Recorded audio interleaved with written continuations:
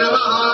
ॐ स्वस्ति साम्राज्यं भोज्यं स्वराज्यं वैराज्यं पारमेष्ठं राज्यं महाराज्यमाधिपत्यमयं